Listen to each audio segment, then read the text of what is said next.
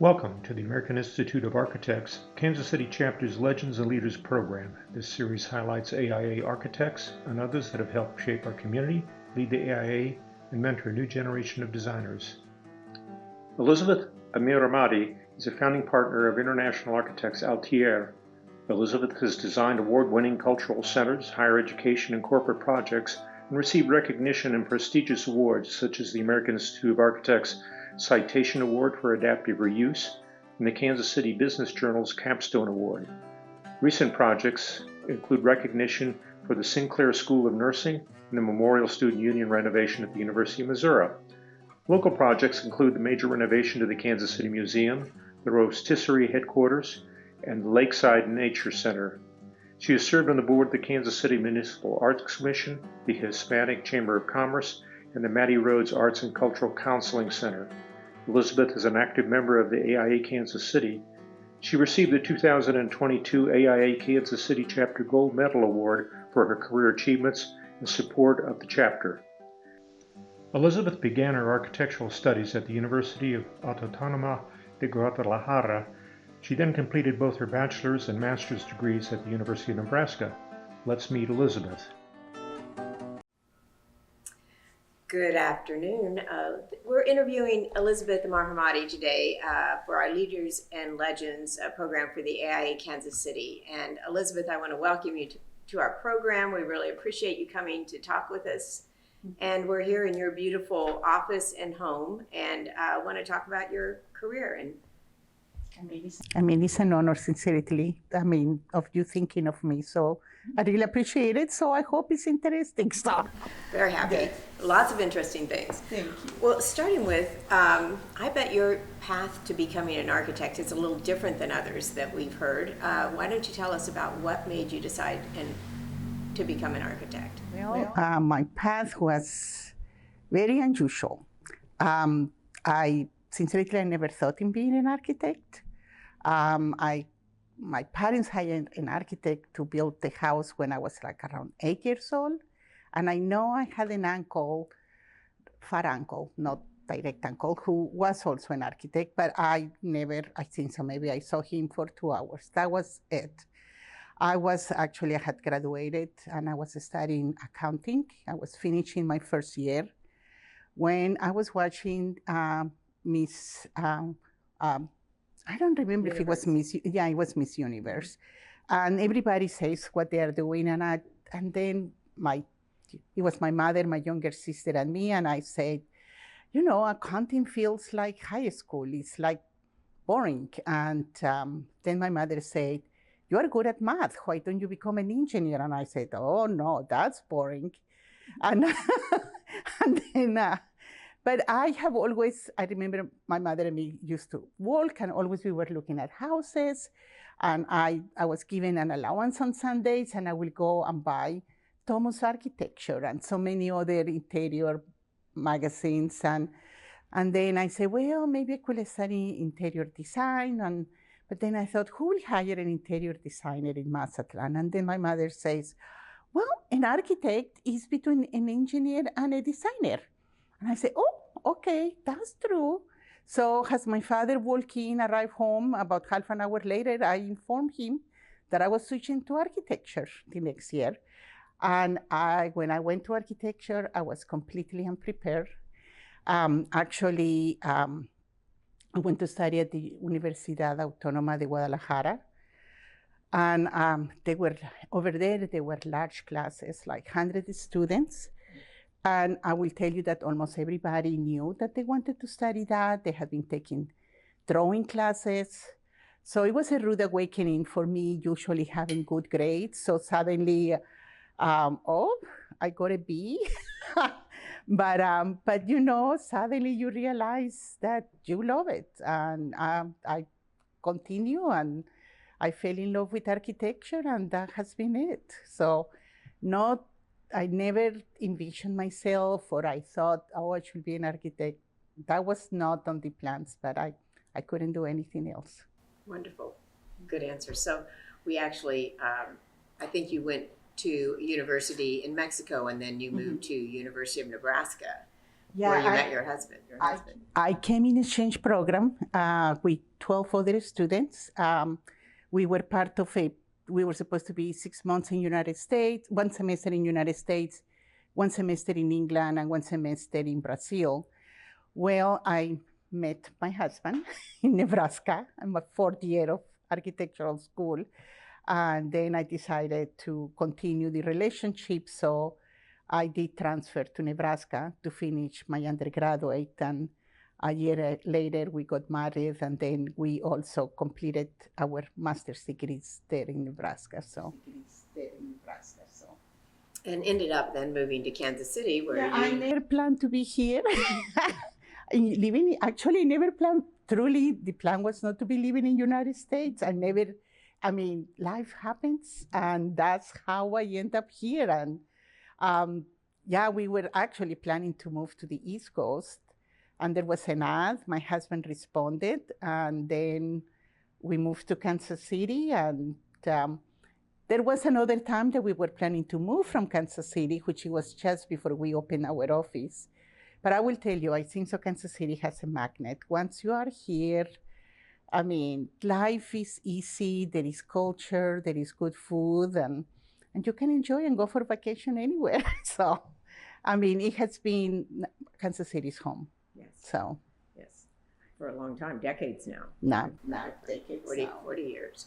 And so what were some of the early projects that you worked on that were very influential that you remember? For myself, or yes, or even before you started your firm, projects or mentors that were important. Actually, sincerely, I sincerely appreciate very much both. I only worked in 2 offices before, with about 3 offices with you. It was a short time, and everybody sincerely was very, very caring. The firm that I work in Omaha, they were really nice. It was about maybe 45-person office, but really their architectural department was smaller, and they needed me, but they helped me to learn so much. And when I came to Kansas City, I worked for John Doe and Associates, and he really took me under his wing. I'm amazed. I was handling projects on my own when I had 1 year after finishing my master. So it was a loss of responsibility. And I remember doing the specs for the first time. But no, it was great. Really from projects, sincerely, it was inspiring. Both. Really, the principals in all the firms, I think so, they were all inspiring. You had some, drive and desire. They were, John had, each of everyone had their own characteristics, and I think so I appreciate it very much. And then you and Majid decided you'd open your own firm, but that was sort of it was as a story, right? Yeah, we were.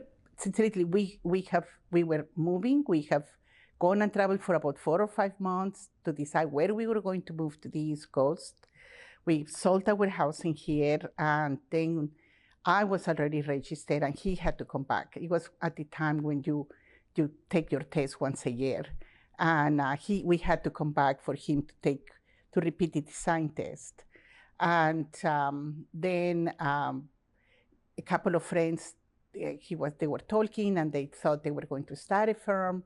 So instead of moving, then we decided, they were going to start a firm. And we had been married for almost 10 years at that time, and we decided it's time to start a family. So we had a little bit of savings because we have sold that house. So we thought we could afford for me to work maybe part-time and time to start a family. Well, we were the one who didn't have work. The other friends had work, and when time came to make the decision, they kind of back off. And then I said to Maggie, you start, and then after, at that time you took the test, but it took months until you find out and we didn't know if he was going to pass or not. So he was going to do it, and then that lasted for about a month. And then he says, you know, there is no way I can do it by myself. And also I am not registered. So I think so we need to just, let's do it together. And then that's how we started. We had no clients. We had nothing at all. So only we did have a little bit of a savings, but that was it. Mm-hmm. Yes. Well, so you got a couple of projects early on and started working with some clients that really made a difference for you. Yeah, I say, well, the very first, it was tough at the beginning. I think so. We earned, I think it was $600,000 or $700,000 for the first 6 months.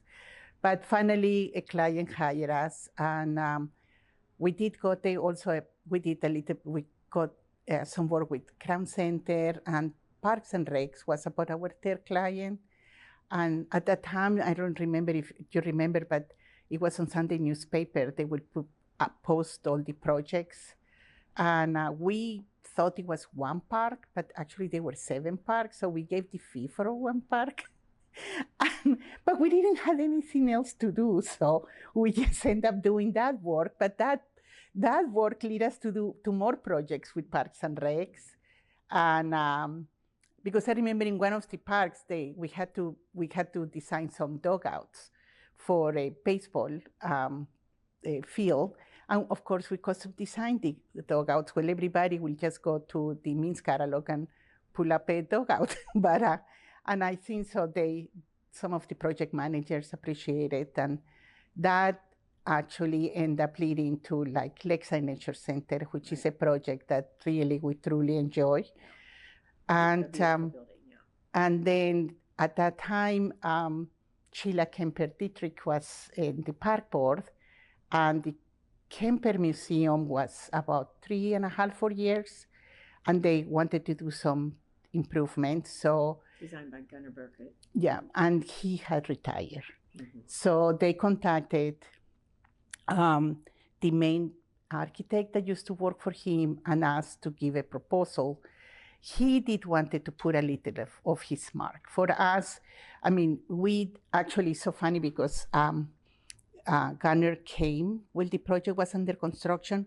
We did an expansion on the west side for the kitchen, to enlarge the kitchen, and then we were enclosing the courtyard. And Gunnar had close friends that live up North Kansas City, and he parked on the west side, and he came in, and he was looking, because they were finished to put the glass. We were in the midst of putting the glass over the courtyard. And then we asked him what he thought about the addition to the kitchen. He had not realized that we did an addition. Oh, nice. So that was the biggest compliment that we received from him, that he said, you guys did a good job. So, it, yeah. So, it was not, we kind of doubled because it's a slanted little piece coming out, but yeah, and sincerely, the contractor did a great job, because you cannot see where was the original and when we did the addition. Well, more recently, you worked on the Kansas City Museum, which is an old mansion that you renovated over, I think, multiple decades. You worked on it for a long time. I would say, we call it our third baby, because I had one kid at 1990, one in 93, and the Kansas City Museum started in 1996. It started with some programming. First a study like building conditions, because they had water leaking.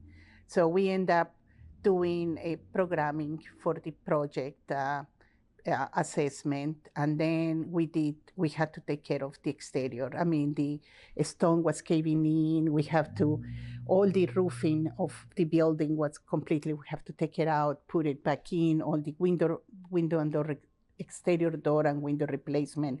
And about 12 years ago, we installed air condition for the first time on that building, because it had never had air condition before. And then, of course, the last version of the interior renovation, it opened to the public in, when was it, 2021? Yeah, a couple of years ago. Mm-hmm.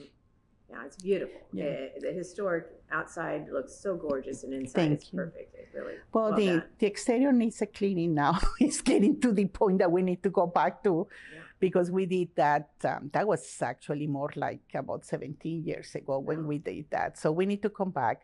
But we are very fortunate. I mean, it has been a great collaboration. We love working with Ana Tutera and all of the group over there. We really appreciate the trust that they have on us. And I mean, it has been a wonderful collaboration. You know, when you work with clients and everything is great, and it has been one of those experiences. It's really nice. So another significant project that people know is on Southwest Boulevard, the Roasterie Coffee headquarters. You put a DC3 up on top of the building. It's low-scale buildings, and you have this massive 65-foot long plane above it. What's the story on that? It's sort of a landmark at this point. Yeah. Actually has been, it's one of those projects that you have no idea that what's going to happen. I mean, we were contacted by Danny O'Neill, the owner of the roastery, and having a plane in there, it was his idea. And, you know, but typically, I mean, what he had expressed, he invited several architects, but his idea was to have it sitting like on a pole and maybe have like a skylight that you could see like the belly of the plane. And, but one of the challenges, because he had bought that properties and they were existing properties from a previous business. And all the properties that, I mean, some were brick, some were precast, some were concrete, CMU. So we were trying to find a way how unified all the properties with a kind of tight budget. And so that's when we came up with the idea of maybe putting, because we were thinking do we have a big canopy that brings all of these buildings together? And that's when the idea of the runway came about. And then that's how we decided, we proposed to have the plane like taking off. And it was liked, the idea, very much. So we got the project, and I mean, it had, challenging. I mean, the last challenge, it was not just, I mean, it was up to the plane people to bring the plane, which it has to be disassembled and bring through the highway and then assemble back again on the back of the roastery. But it was a challenge to put it up, because that the plane, I mean, there shouldn't be that much movement, because that plane, it is actually supported from the landing gear, the tires. So it had to be, it shouldn't be any wind. So it was scheduled for several times. And I think it was the third or the fourth one was the charm, when finally we were able to put it. And get it fastened before the wind would blow it off or something. Yeah. And you mentioned that they put a lot of concrete in there. Oh, yeah, because, I mean, the plane, especially on that position too, I mean, especially being in an angle, actually, you will assume that the plane that is that heavy, the main structural issue is that it wants to fall down. But actually, we found out that it's actually the lifting when the wind comes, that's a major force. So actually, we end up filling the gas tank with concrete and adding like 20,000 pounds of weight just to be able to keep it to meet the structural requirements for it to be there. But that's how we say, I mean, really, every time there is some heavy winds in Kansas City, my heart flutters a little bit. So. Well, your firm has really been remarkable in these years, because it was 88, I think, that you started it.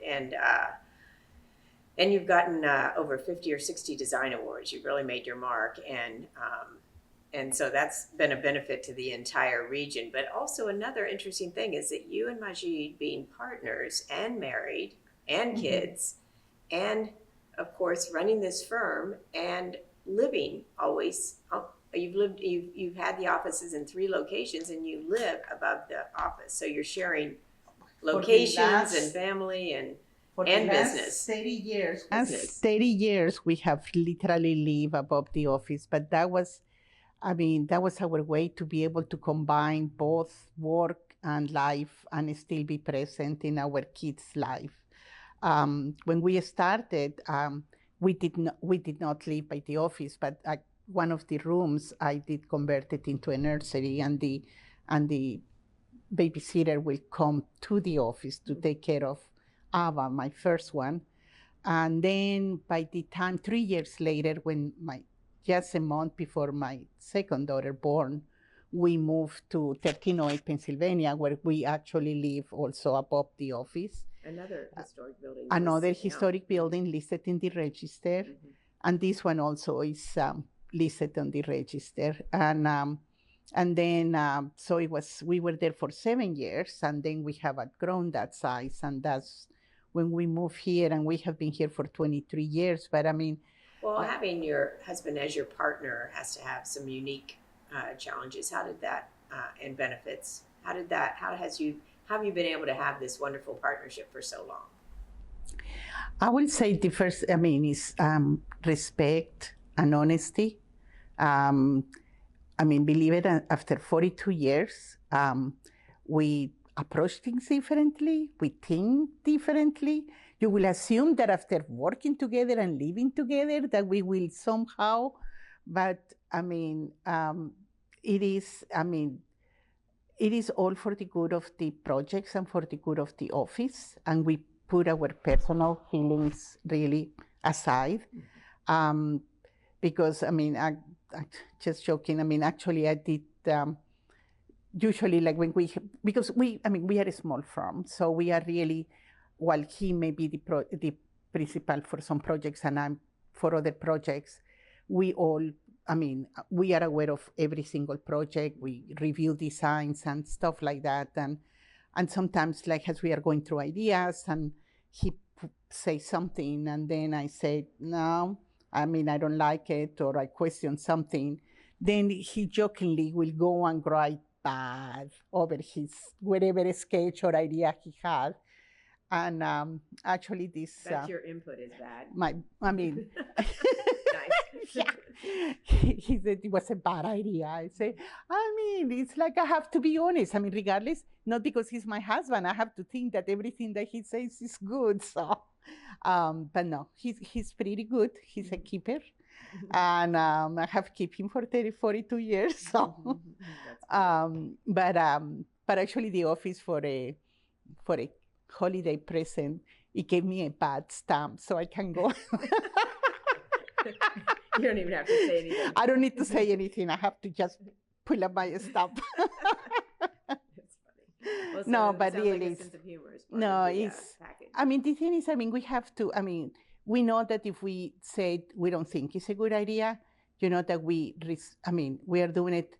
The love is there, so it is not everybody owns all the best idea. Not I, not him, or anybody else, all the best ideas at any time, and we need to always be honest and say what we think for whatever it is the best thing that needs to happen.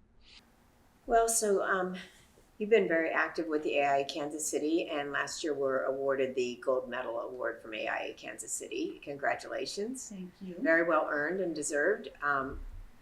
So what has AIA Kansas City meant to you over the years? I mean, why do you stay active in it? Well, Kansas, I mean, sincerely, I just wish I could have been more active.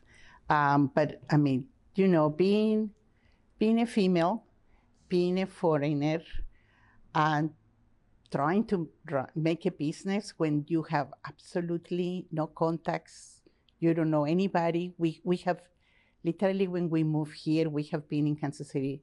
When we started the office, we have been here for about 4 years. And I mean, just building up the office and staying afloat, it required a lot of time and commitment and raising a family too. I sincerely wish I would spend more, but it's still time. And I mean, but no, I mean, it is nice that the AI means, you know that there is somebody who is there for you. And I mean, and where you can go for answers, when you can meet your peers, and that, I mean, when you have, I mean, really it's hard when you are a business owner or an architect, I mean, and you want, you really need to know about architecture to understand. I know there are the issues that is going with architecture, and it is nice to have that bouncing ball and bouncing place where you can, that you know that they are there for you and support you. Well, we have to know if you have any special advice for young architects. What would you want to be able to tell them? What do you wish you'd known when you were that young pup that you know now? Well, for me, the thing is you need to do architecture because you love it. I mean, it is a challenging world, and especially now everybody believes that they know everything about architecture, especially with all of these HTV programs and that. Not really. But at the same, I mean, how we say it, I wouldn't do anything else. I think so. I think so when you're an architect and you love it, that's your passion, and that's what you think that you will be doing the rest of your life, and you enjoy looking at buildings. So for me, they need to truly love it. And second, I feel like they need to learn. I mean, when we go to architecture, we are really single-minded onto design and construction. That I mean, the thing is, if we, I mean, like I have found out that there are people who are naturally gifted to be a good salesperson, but not everybody is. And you can have all the best ideas, and if you don't know how to sell those ideas, you are not going to go anywhere. So, and the same for the business part of from the aspect of the business. Architecture is a business, so it is the design, but it's also to know how to run a business. So, for me, try to be a more rounded individual. Take the time and psychology, knowing how to talk to your clients and understand. You are dealing with so many different personalities, and have that social skills is very important. Wonderful. Well, you've brought a lot to Kansas City. I'm sure glad you all landed here, and that I've got to know you over the years. And thank you for this interview today and spending time with us on AIA Kansas City's Legends and Leaders. Thank you. As leaders. Thank you. Actually, it has been my pleasure. Thank you so much, Cindy, and really I appreciate it. And it has been fun. It has been fun. Yes. Thank you. Thank you.